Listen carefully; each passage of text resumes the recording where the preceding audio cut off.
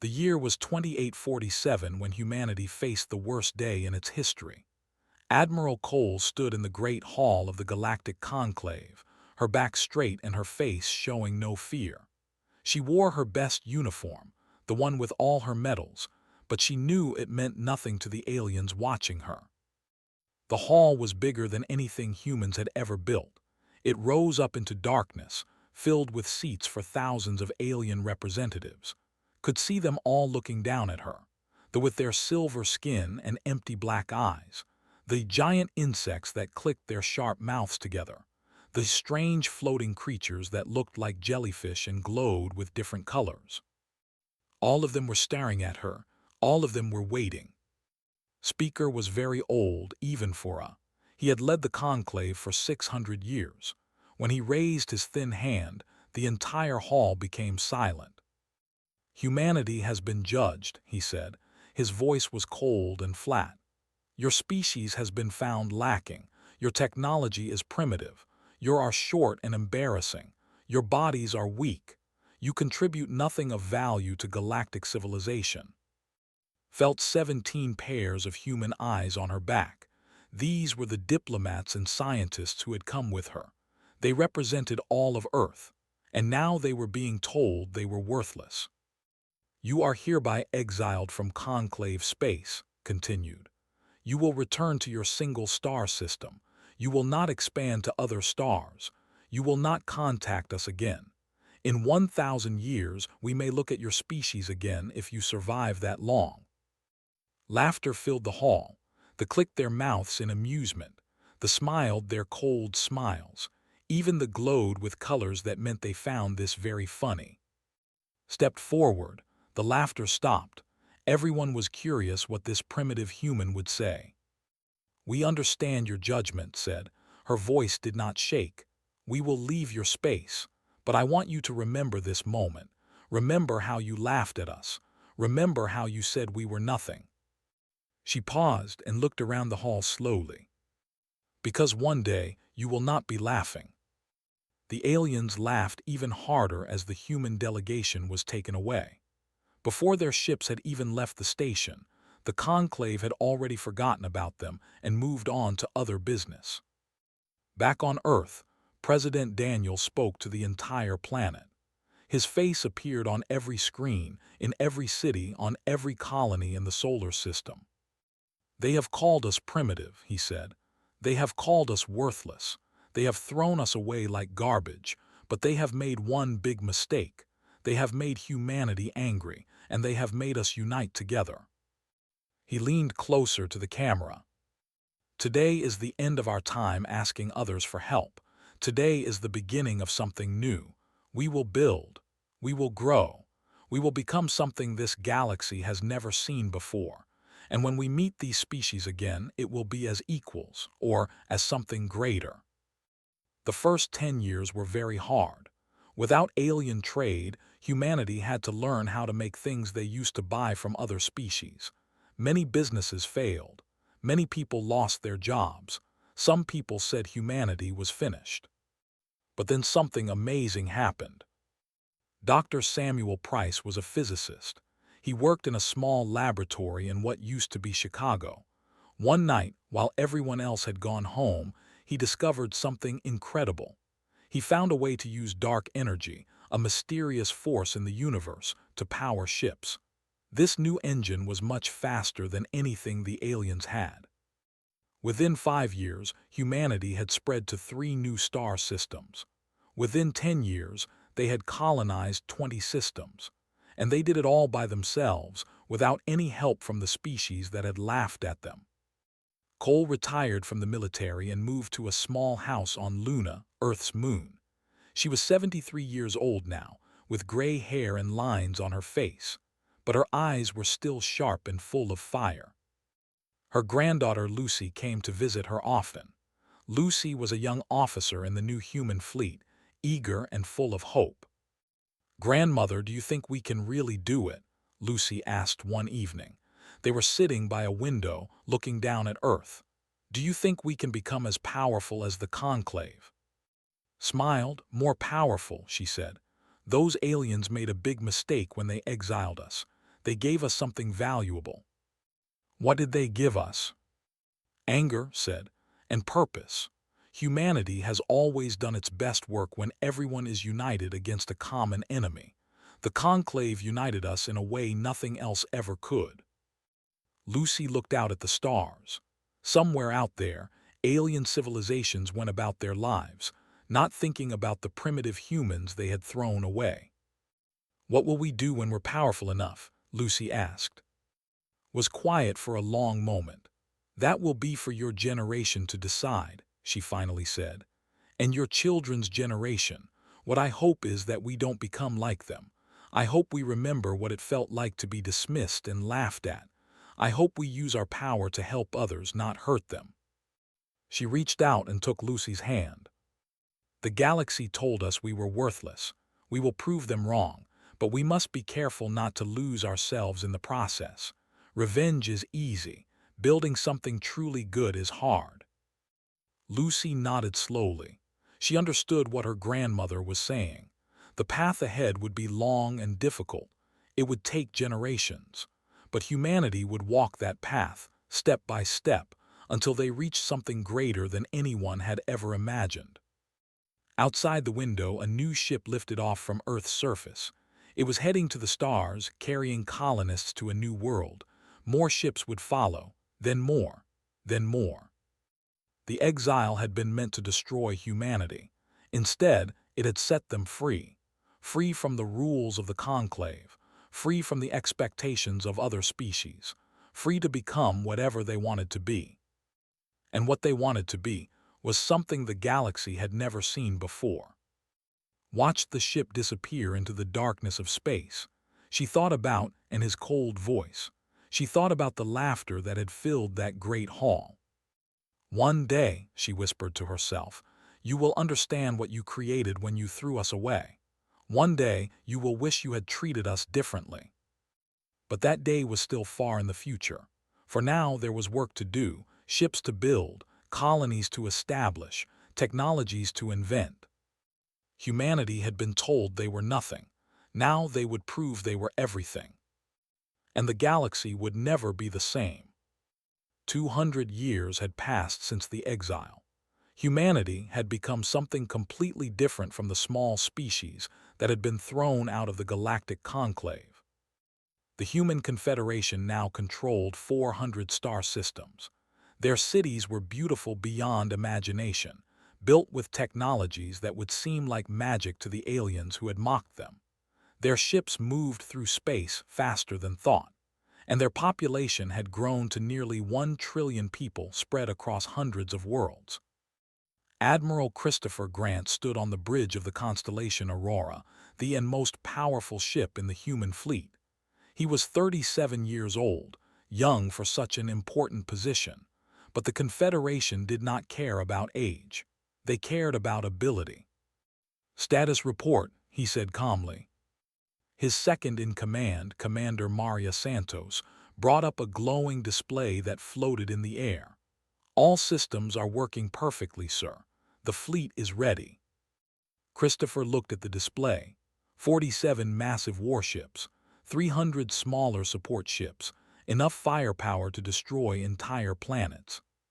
But they were not here to destroy anything. "Open communications with the colony," he ordered. The screen flickered and showed the face of Governor Elizabeth Park. She was a small woman with gray hair and a serious expression. She had been running colonies for 30 years. "Admiral Grant," she said, "we are ready to receive the supplies." Christopher nodded. The colony on 7 had been hit by a terrible disease. Half the people were sick, and their hospitals could not handle so many patients. The fleet had traveled 400 light-years in just 3 days to bring help. "We have medical teams ready," Christopher said, "and enough supplies to last you 6 months." Governor Park's stern face softened just a little. "Thank you. On behalf of everyone here, the Confederation takes care of its own." "Always," Christopher said. While the relief operation began, Christopher went to his private office. There was a report waiting for him, marked with the highest level of secrecy. It was from the Office of External Affairs. After 200 years, the Conclave had finally noticed humanity again. A diplomatic ship had appeared at the edge of Confederation space. They wanted to talk. They said they were interested in establishing relations with this new human civilization. They called human progress remarkable for such a young species. Christopher read the report twice. He thought about the stories his family had passed down through generations. His great-great-grandmother had served under Cole during the exile. She had been there when the aliens laughed at humanity. They wanted to be friends now, after 200 years of silence. Christopher smiled, but there was no warmth in it. Meanwhile, on Earth, the Council of 12 met in the Hall of Unity. This was a massive building that had been constructed where the old United Nations used to stand. The 12 leaders of humanity's major groups sat around a circular table. Their faces were shown to billions of citizens across the Confederation. Chairman Vincent Cole called the meeting to order. He was a direct descendant of Cole herself, and he felt the weight of that name every day. "We have all read the report," he said. "The Conclave wants to talk to us again. They say they are impressed by our progress." "Impressed," said Councilwoman Diana Wells. Her voice was full of bitter humor. "How kind of them to notice us." "The question we must answer," Vincent continued, "is how we respond to them." The debate went on for many hours. Some wanted to refuse any contact. Others thought they should hear what the Conclave had to say. A few suggested using this chance to show how superior humanity had become. In the end, they all agreed on a plan. They would meet with the delegation. They would be polite, but they would make it very clear that humanity was no longer the primitive species that had been exiled 2 centuries ago. The meeting happened on a neutral space station at the edge of Confederation territory. Admiral Grant led the human delegation. He brought diplomats and military advisors with him. The ambassador was named. He had silver skin and those empty black eyes that all had. When he saw the human ship that had brought the delegation, he seemed genuinely surprised. It was larger and more advanced than anything in the Conclave fleet. "Your species has made remarkable progress," said through his translator device. "The Conclave is interested in having a new relationship with you." Christopher leaned back in his chair. "What relationship? You exiled us, you laughed at us, you told us we would be lucky to survive." "Circumstances change," said smoothly. "We are ready to offer you temporary membership in the Conclave. You would have access to our markets, our technologies, our protection." Christopher laughed. It was not a polite laugh. "Ambassador, we do not need your markets. We have built better ones. We do not need your technologies. Ours are superior. And we certainly do not need your protection." He stood up from his chair. "The Conclave had its chance to treat us as equals. That chance is gone forever." As the human delegation left, sent a secret message back to the Conclave. His report was not good. "The humans are not what we remember," he wrote. "They have become something else entirely, something dangerous. I recommend we immediately reconsider our strategy regarding them." The Conclave received his message, and for the first time in many centuries, they began to feel worried. Back on the constellation Aurora, Christopher stood alone at a window, looking out at the stars. Maria found him there an hour after they had left the station. "The Council will want a full report," she said. "They will get one," Christopher replied, "but I already know what they will decide." "What is that?" Christopher turned to face her. "We will not bow to the Conclave. We will not accept their scraps. We will continue to grow and build until we are so powerful that they cannot ignore us or dismiss us ever again." Maria nodded slowly. "And then what?" "Then we will have a choice to make. We can become conquerors like they were, or we can become something different, something better." He looked back out at the stars. "My ancestor Cole once said that revenge is easy, but building something good is hard. I think about those words often. The Conclave deserves punishment for what they did to us, but if we become monsters to punish them, then they win in the end. Maria stood beside him in silence. Outside, the stars shone with cold and distant light. Somewhere among them, the Conclave was beginning to realize that they had made a terrible mistake 200 years ago. They had created the very thing they feared most, a rival, a challenger, a species that would not bow or break. And now that species was coming, not for revenge, not for conquest, for something far more dangerous, for justice. 300 years had passed since the exile. The galaxy had changed in ways no one could have predicted. The human confederation had grown into something that was an empire in everything but name. 700 star systems, 2 trillion citizens, a military so powerful it could fight against any force in the known galaxy, and they had done all of this without conquering anyone. Instead, humanity had offered something the Conclave never did: real partnership, true friendship, genuine help. Species that lived on the edges of Conclave space had always been ignored or mistreated. These species found welcome in the Confederation. They were the first to join. They were insect-like creatures who had been used as slaves by them for thousands of years. They brought skills in building and manufacturing. They also brought a deep hatred of the old ways. They came next. They were plant-like beings whose home world had been stripped of all its resources by Conclave corporations.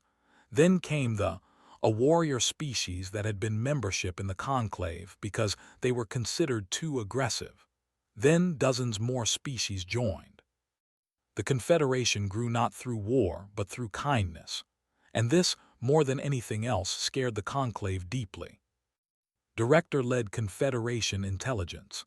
She was a sharp woman with cold eyes who knew every secret in the galaxy.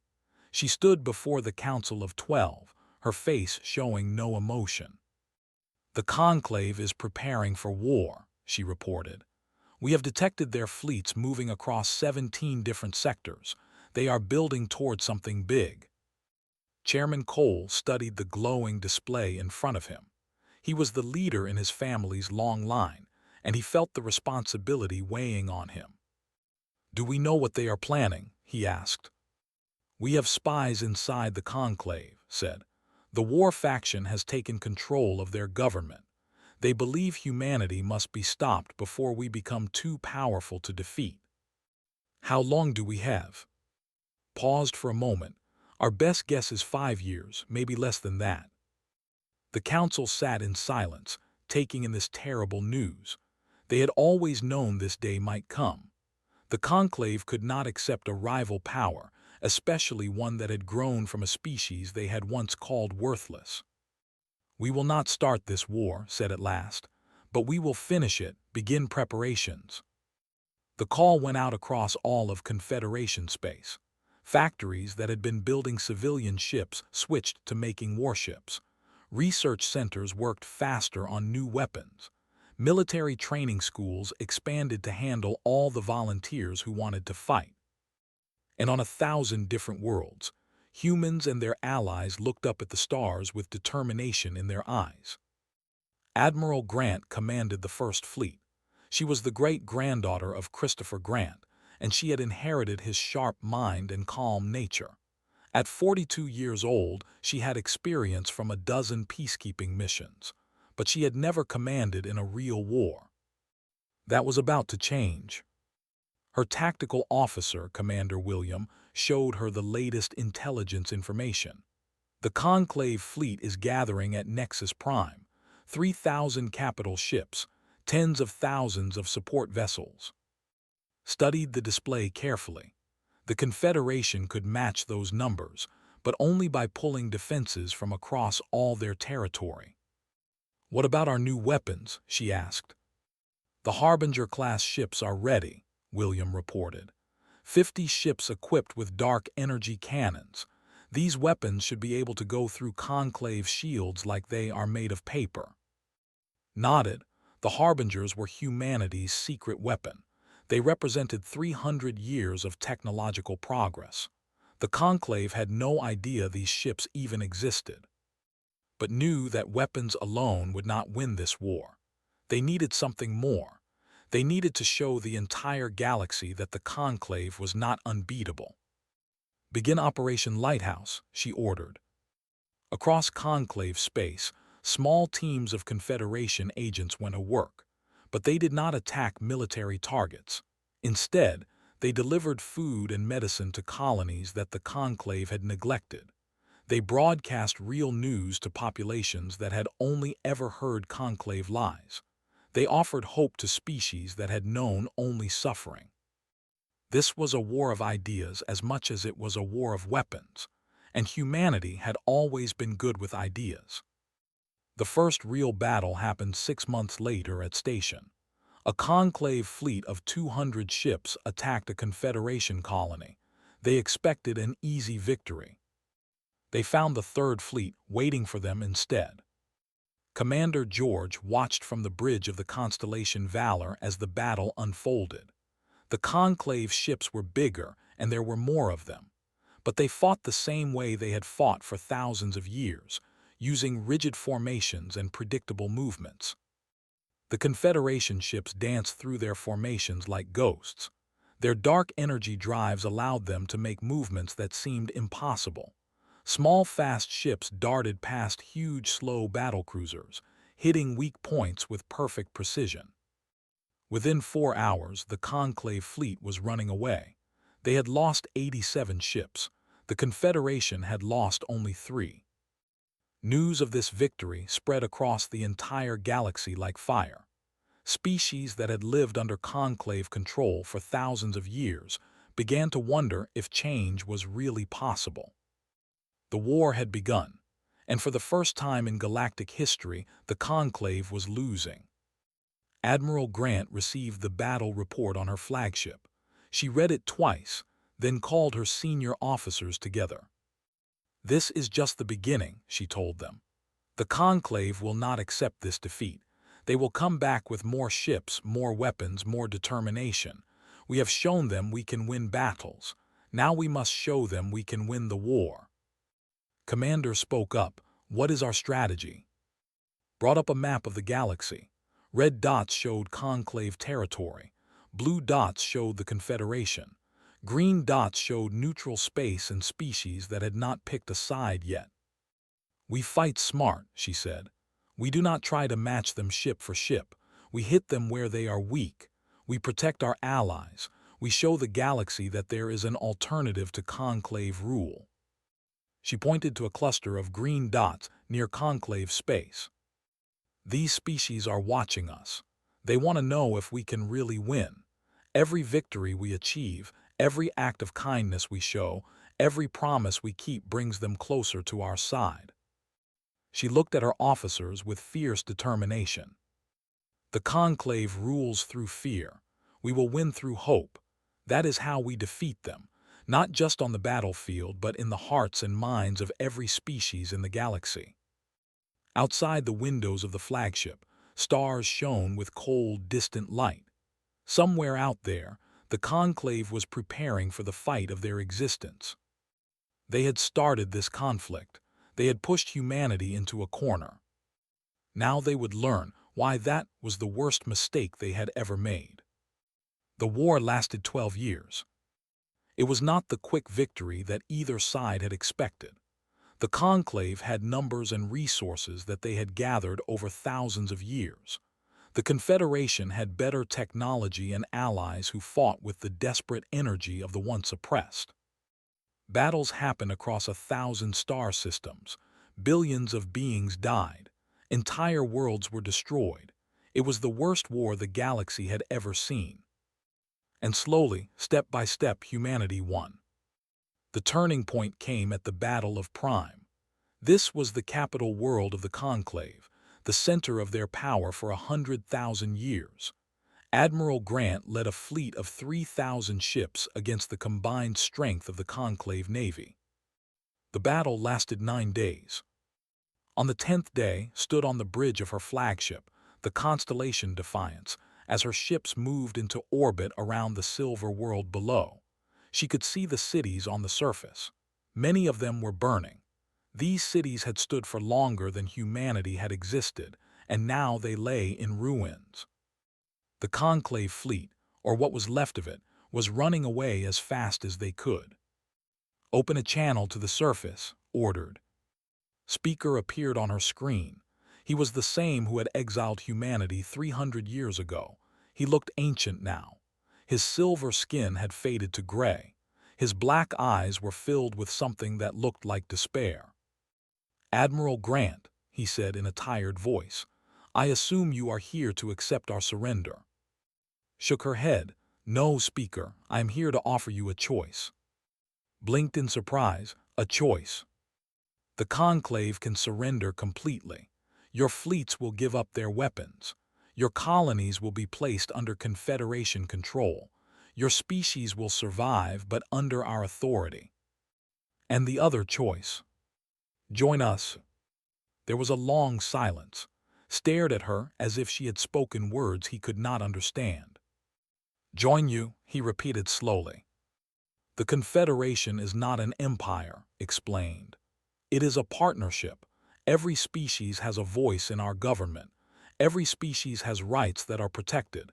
Every species is valued for what they contribute, not for what they were born as." She leaned forward in her chair. 300 years ago you told us we were worthless.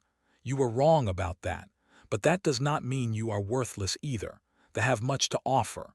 Your wisdom from thousands of years of history, your knowledge, your culture. We do not want to destroy these things. We want to include them."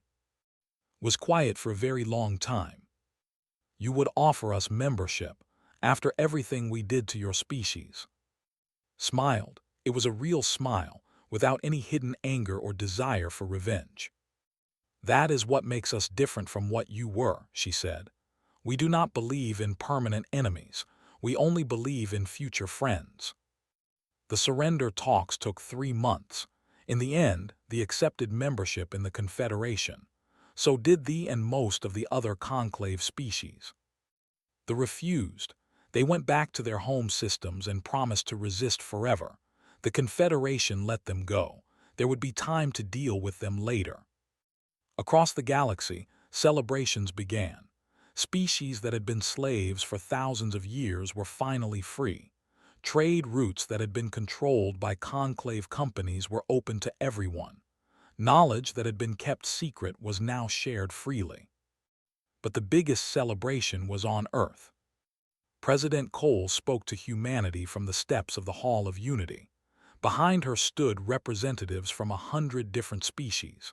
Humans and all standing together as equals. 300 years ago, she said, the galaxy told us we were nothing. They exiled us. They laughed at us. They expected us to disappear and die. She paused and looked at the massive crowd before her. They were wrong, not because we proved ourselves through conquest, not because we became the same kind of oppressors they were, but because we showed them another way, a better way. She raised her hand toward the sky. Up there among the stars, a new civilization is being born. Not a human civilization, not a civilization, a galactic civilization built on the ideas of equality and justice and hope. Her voice grew stronger. This is what humanity brings to the galaxy. Not just weapons, though we have those. Not just technology, though we have that too. We bring the belief that every species deserves to be free. Every species deserves to be heard. Every species has value. She smiled with pride. They exiled us because they thought we were nothing. But we built something greater than they ever dreamed possible. And we did it alone, until we chose not to be alone anymore. The crowd cheered so loudly that the sound could be heard for miles. Across 1,000 worlds, trillions of beings of every species joined in the celebration.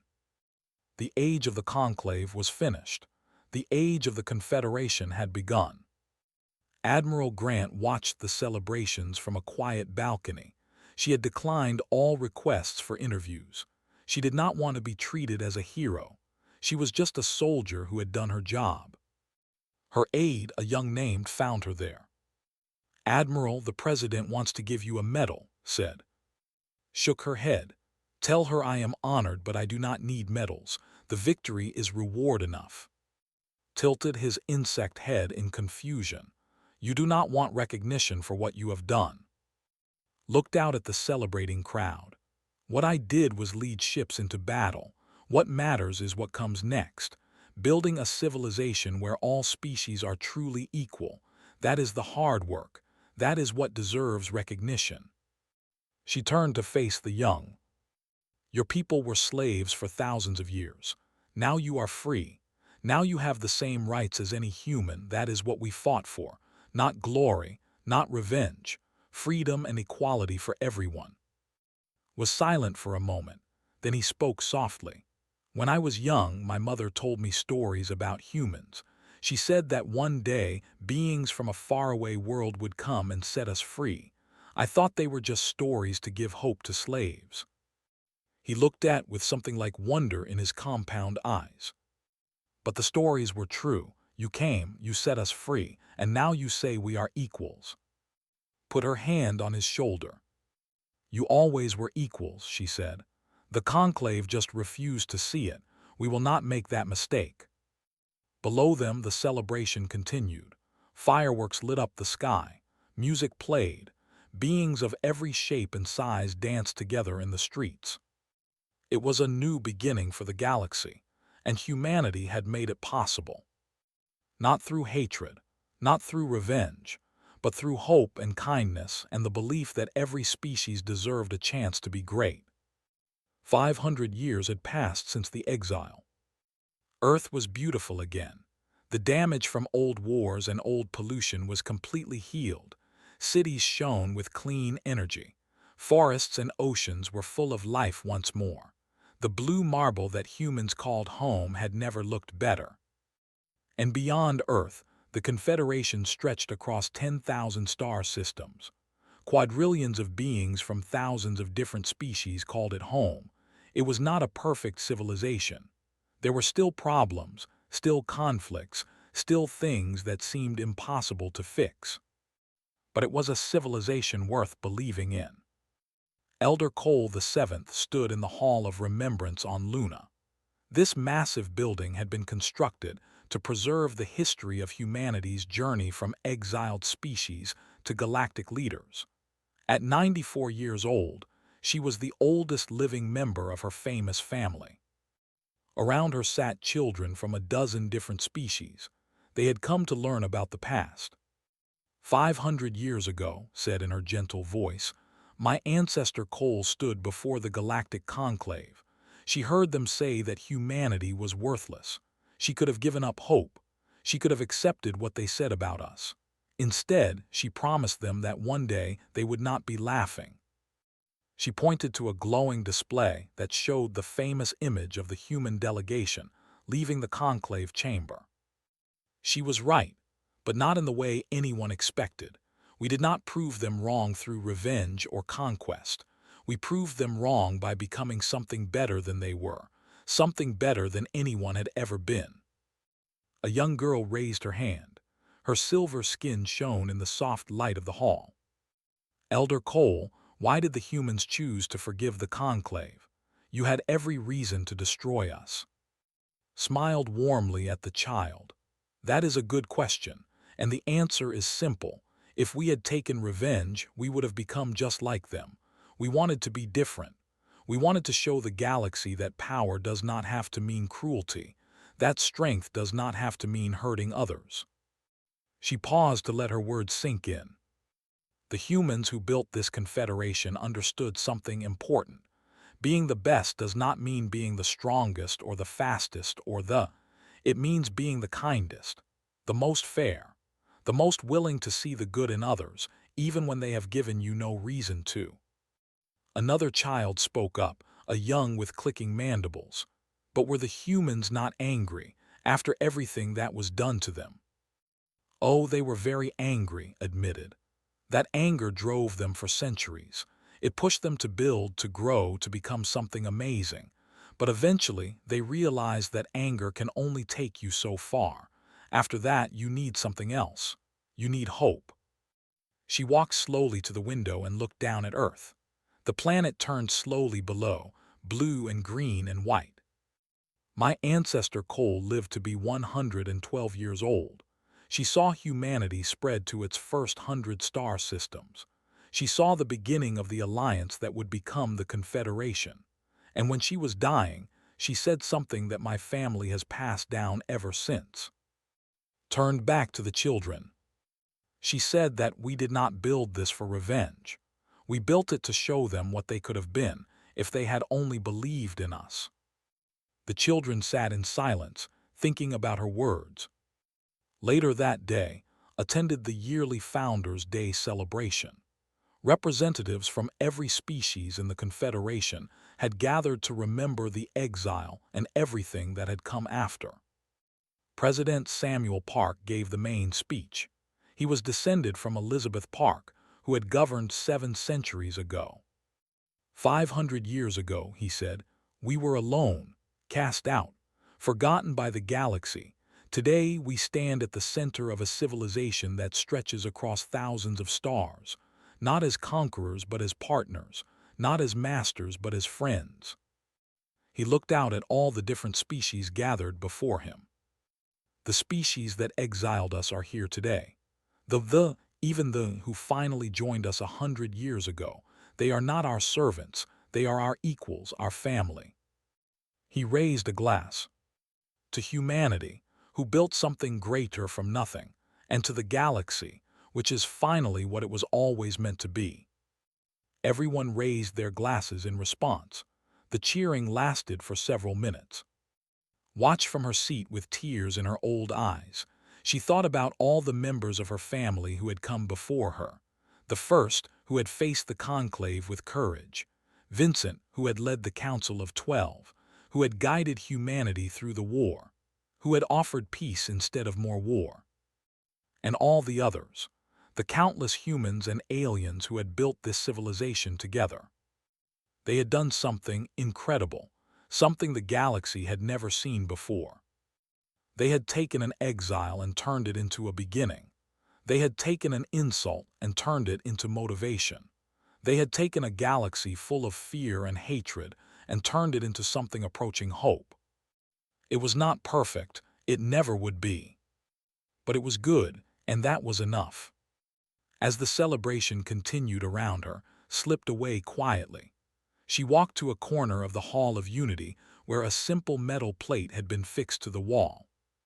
It showed the words that Cole I had spoken to the conclave 500 years ago. Remember this moment. Remember how you laughed. Remember how you dismissed us, because one day you will not be laughing. Below those words, someone had added a single line. You were right, we are not laughing. We are crying, tears of joy at what we have become together. Touched the plate with her wrinkled fingers. We did it, grandmother, she whispered. We built something greater, and we did not have to become monsters to do it. She stood there for a long time, an old woman in a galaxy that had been transformed by her ancestors' determination and hope. Then she smiled, turned around and walked back toward the celebration. There was still work to do, there always would be. But that was fine. Humanity had learned that the journey was more important than reaching the end. And this journey was just beginning. The stars shone bright above Earth.